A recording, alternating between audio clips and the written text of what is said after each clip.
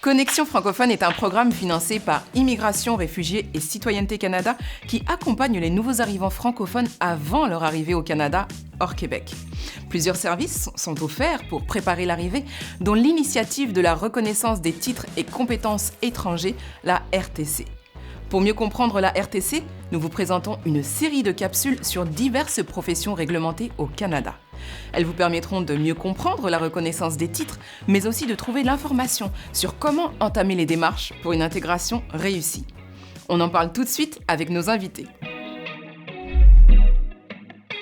Aujourd'hui, on parle de la reconnaissance des titres pour devenir enseignant ou enseignante au Canada pour le niveau primaire et secondaire.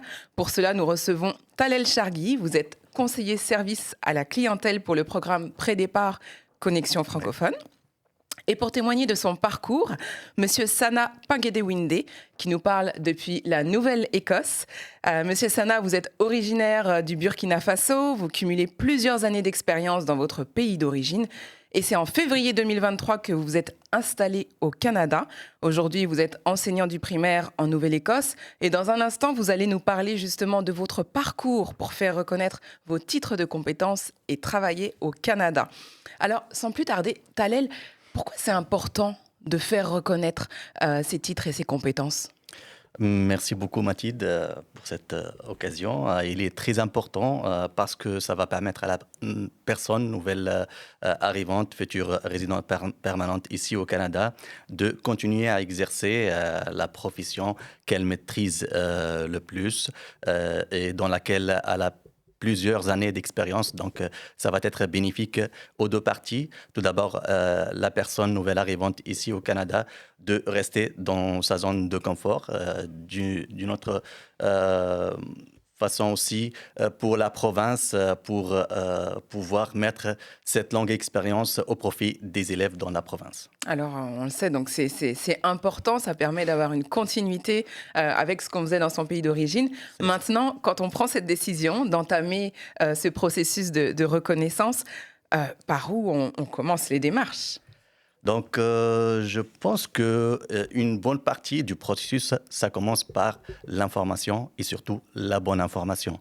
Donc, c'est pour ça que le gouvernement canadien a mis en place certaines sources d'information, à savoir les sites gouvernementaux tels que Guichet Emploi, le site CICDI aussi, qui sont plein d'informations concernant le processus, concernant la réglementation dans les différentes province.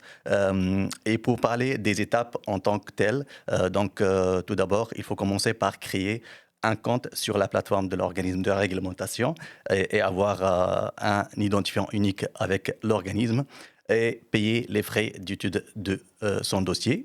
Après ça, il faut envoyer les documents à fournir qui sont requis par l'organisme de réglementation et ceci en suivant la méthode exigée par l'organisme de réglementation.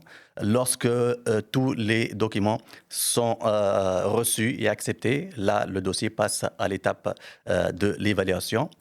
Suite à l'évaluation, l'organisme de réglementation va rendre une décision. Donc, ça va être selon 3 possibilités de résultats, soit l'acceptation sous condition, ou le refus. Et dans ce dernier cas, l'organisme va communiquer au candidat une liste des pistes à suivre pour devenir enseignant ou enseignante agréée dans la province. Donc, même s'il y avait jamais un refus, tout n'est pas terminé. Oui. Il y a plusieurs étapes qui restent encore possibles. Exactement. Si on doit savoir un seul site pour trouver de l'information, ça serait quoi ?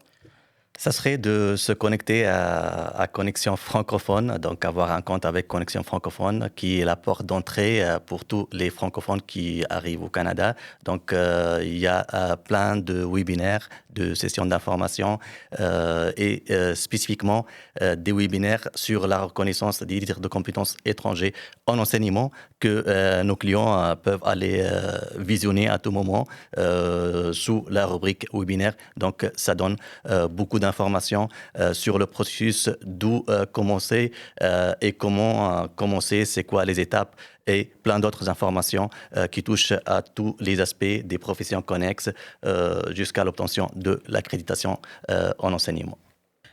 Monsieur Sana, j'aimerais qu'on s'intéresse à votre expérience justement.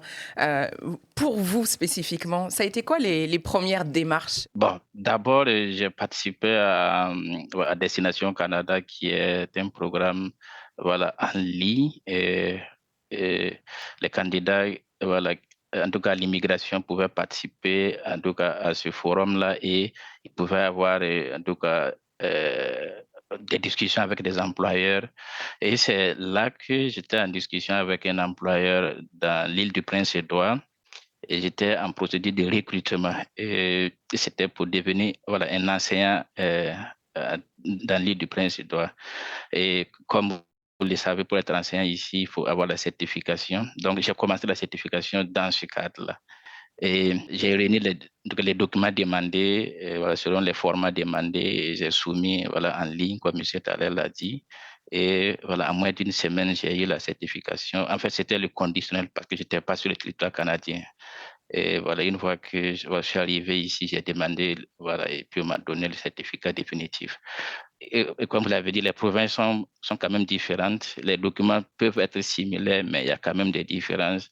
Donc, les documents étaient beaucoup plus élaborés. Il y avait beaucoup plus d'exigences pour la Nouvelle-Écosse. Donc, si je comprends bien, une partie de la procédure a démarré dans votre pays d'origine, et puis vous avez aussi poursuivi en arrivant en Nouvelle-Écosse le processus. Oui, je dirais que toute la procédure voilà, donc ça a démarré pendant que j'étais toujours au Burkina Faso. Oui. Et quand je suis arrivé, j'avais toute la documentation voilà, qu'il fallait. Et voilà, juste le lendemain, quand je suis arrivé, j'ai soumis mon dossier parce qu'il fallait soumettre ça de façon physique voilà, en son temps. C'est juste quelques mois après qu'ils sont passés voilà, une version en ligne. Vous insistez sur la documentation, Thalel aussi, vous en parlez. Justement, donc on comprend que ce n'est pas la même chose si on veut être enseignant en Nouvelle-Écosse que si on veut être enseignant en Ontario ou au Manitoba. Mais d'un point de vue général, quel genre de documents on doit rassembler ? Oui, même si les exigences sont sensiblement presque les mêmes dans toutes les provinces et tous les territoires, mais il y a toujours des spécificités qui peuvent s'appliquer ou des appellations propres à chaque province ou territoire. Donc, en général, le candidat aura toujours besoin de soumettre une preuve d'identité à l'organisme de réglementation, aussi son diplôme d'études pour l'éducation, aussi un rapport de vérification du casier judiciaire qui va prouver sa bonne moralité pour enseigner dans la province. Donc, c'est généralement ça. Aussi, il y a le diplôme de formation à l'enseignement qui est exigé dans certaines provinces. Très bien. Et puis vous, Monsieur Sana, quelle a été exactement votre réalité une fois que vous avez déposé votre dossier? Est-ce que ça a été long, la procédure? Comment vous avez trouvé ça? Et puis, plus généralement, ça a été dans quelles circonstances que vous vous êtes installé? Est-ce que vous étiez tout seul? Est-ce que vous étiez en famille?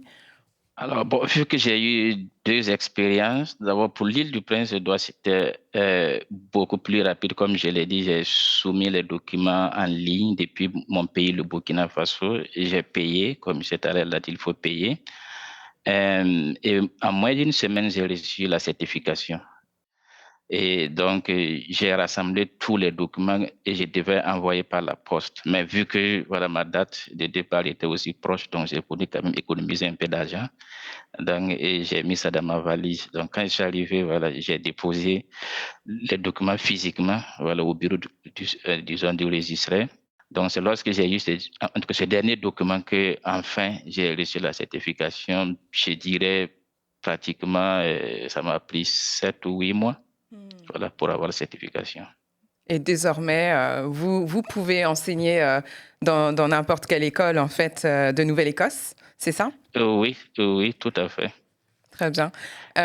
Justement, on parle de cette réalité, on parle des délais plus ou moins longs et puis de différents critères, de différentes exigences. Thalel, est-ce qu'il y a de l'appui dans tout ça? Est-ce qu'il y a aussi des aides financières? Et puis, ça couvre quoi? Oui, effectivement, il y a deux types d'aides financières. Tout d'abord, il y a des organismes qui reçoivent du financement auprès du gouvernement pour accompagner les nouveaux arrivants, nouvelles arrivantes pour entamer ce processus. Il y a ces organismes qui offrent de l'accompagnement sur le plan financier, aussi sur le plan du conseil, donc dans le cadre de ce processus. Il y a aussi autre type d'aide financière qu'il s'agit des aides financières pour les études, au cas où l'organisme de réglementation exige que le candidat complète des cours auprès d'une université. Donc, il y a des établissements qui offrent ces aides financières sur le niveau provincial. Très bien. Et puis quand vous parlez de l'organisme de réglementation, on parle de l'ordre des enseignants ou de l'ordre des enseignants de province, de territoire, pour vraiment ce métier spécifique. Ça dépend, l'appellation diffère d'une province à l'autre. Pour l'Ontario, par exemple, c'est l'Ordre des enseignants et enseignantes de l'Ontario. En Nouvelle-Écosse, je pense que c'est le ministère de l'Éducation. Au Nouveau-Brunswick, donc, autre appellation, ça va dépendre de chaque province et chaque territoire pour l'appellation. Très bien. Et puis, donc, avec Connexion francophone, vous accompagnez donc différentes personnes qui veulent s'installer. Vous voyez vraiment régulièrement des gens passer à travers ce processus. S'il y avait peut-être des éléments bons à savoir, bons à retenir, que vous auriez envie de partager aux personnes qui viennent s'installer au Canada et qui veulent poursuivre leur carrière dans l'enseignement, ça serait quoi? D'accord. La première chose, c'est d'entamer son processus dès son pays d'origine. Avant d'arriver au Canada, ça va leur être facile d'accéder aux documents à fournir, d'aller chercher ça auprès des établissements qui délivrent ces documents. En plus de ça, le processus va prendre beaucoup de temps, peut-être des mois, voire dans certains cas des années. Donc, il est très important de commencer son processus dès son pays d'origine avant d'arriver. Ça va leur faire gagner en temps, en énergie et même aussi en argent. Donc, c'est très important de le commencer avant d'arriver. Autre chose aussi, en attendant le processus de reconnaissance, il est important de rechercher ce qu'on appelle ici un emploi connexe. Par exemple, à l'enseignement, tel qu'un technicien bibliothécaire, un agent administratif dans une école, ça va leur permettre de rester dans l'environnement de l'enseignement tout en attendant l'obtention de l'accréditation. Aussi, ça va leur permettre de gagner un revenu, d'une part pour subvenir à leurs besoins de tous les jours et aussi financer une partie de leur processus. Autre chose aussi, je peux partager avec nos candidats pour l'enseignement quelques astuces, peut-être qui vont leur aider dans leur processus. Tout d'abord, il faut toujours faire attention à ce que leur nom au complet dans la preuve d'identité soit saisi de la même façon dans les autres documents à fournir à l'établissement. Ça va leur permettre de ne pas recevoir des lettres de justification et ça va allonger le délai de traitement de leur dossier. Aussi, s'avère que les informations disponibles sur le site de l'organisme de réglementation sont ambiguës et qui ne sont pas claires concernant certains documents. Il faut toujours communiquer avec l'organisme de réglementation pour plus d'explications avant d'envoyer le document. Enfin, il se peut que le candidat ait des difficultés pour obtenir certains documents dans son pays d'origine. Dans ce cas-là, il faut toujours garder les communications écrites qu'il a eues avec l'établissement qui délivre ces documents et pour prouver que ça vous dépasse, donc les candidats. Et à ce moment-là, l'organisme de réglementation va proposer d'autres alternatives pour évaluer l'exigence en question. Donc, il y a quand même plusieurs options, plusieurs possibilités. Puis tout ça, c'est quand même des bonnes astuces et des bonnes pratiques à garder en tête quand on entame ce processus. Monsieur Sana, peut-être un dernier point. Vous, si vous aviez peut-être un ou deux conseils à donner aux personnes qui entament ce processus pour venir s'installer au Canada et continuer d'enseigner, qu'est-ce que ce serait? Qu'est-ce que vous auriez peut-être aimé savoir? L'obtention des documents, c'est vraiment très difficile. Donc, il faut d'abord commencer, en tout cas, à réunir les documents depuis que vous êtes au pays. Parce que les documents demandés, plusieurs documents ne sont pas disponibles. Ce n'est pas dans la liste des documents que l'employeur donne, en tout cas au travail, surtout en Afrique.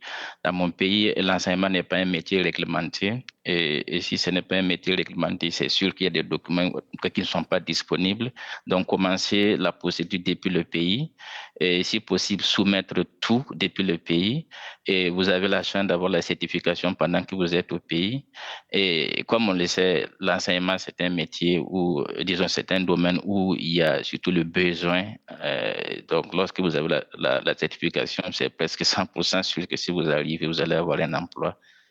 Oui, c'est des choses bonnes à savoir et puis et à retenir vraiment. Donc, de démarrer le plus tôt pour gagner du temps dès qu'on a ce projet d'installation. Vous avez évoqué que c'était assez difficile de rassembler les documents et de préparer le dossier pour être reconnu, en fait, pour soumettre pour cette reconnaissance. Dans tout votre processus, comment Connexion francophone vous a aidé? Par Connexion francophone, j'ai suivi des séminaires en ligne, j'ai suivi des formations en ligne et aussi j'ai bénéficié de l'assistance avant arrivée. Et comme mon métier était l'enseignement et le plan qui était prévu, et que je devrais quand même, en tout cas, mettre la priorité sur mon métier d'enseignant, comme je suis enseignant avec beaucoup d'années d'expérience. Et j'avais, en tout cas, reçu toute la documentation sur comment, en tout cas, devenir enseignant au Canada. Donc, on vous a orienté dans la démarche, orienté dans les procédures. Oui, tout à fait. Et comme M. Tallel le disait, il y avait aussi la possibilité de commencer par des métiers connexes, comme aide bibliothécaire, des métiers qui ne demandent pas de certification. Et donc ceci vous permettra d'être dans le bain et de comprendre comment le système éducatif marche. Est-ce que ça a été votre expérience, soit de passer par un métier connexe, soit de faire du volontariat? Est-ce que vous pouvez nous en parler? Comme j'avais soumis mon dossier, ils m'ont recruté en tant qu'enseignant suppléant.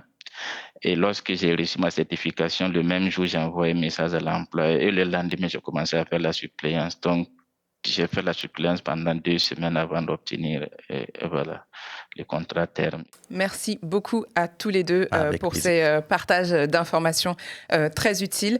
On retient aussi que les informations de Connexion francophone seront annexées à cette vidéo et puis on retient qu'on démarre le processus le plus tôt possible.